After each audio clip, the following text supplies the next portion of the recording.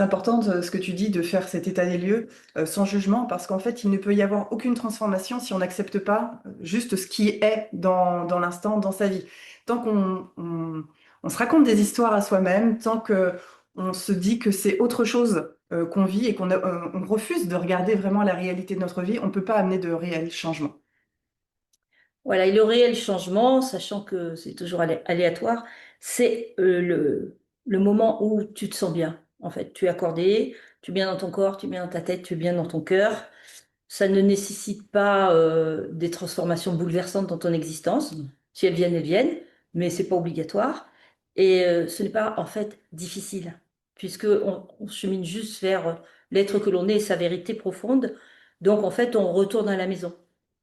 On a été à l'extérieur pendant de longues années et tout d'un coup, ben, on revient. On revient à l'intérieur de soi, on revient chez soi. Et c'est plutôt quelque chose de réjouissant et pas quelque chose de triste. Et ces moments raides, en fait, ils te montrent que ben, juste tu t'es cogné à des portes. Boum. Que maintenant, il est grand temps que la porte s'ouvre. Et la porte est en dedans. La porte étant dedans. C'est une belle phrase qui est écrite sur Oui. l'église de Laurenteux. Tréorenteuc en Bretagne, Voilà, hein. la porte est en dedans. Donc, nous, on t'invite à venir faire cette plongée à l'intérieur de toi pour trouver ces portes à l'intérieur de toi et non à l'extérieur. Retrouver du sens en partant de toi plutôt qu'en partant de principes de société, de principes éducationnels, de principes familiaux. Et donc, vraiment de cette reconnexion, cette connexion profonde à qui tu es à travers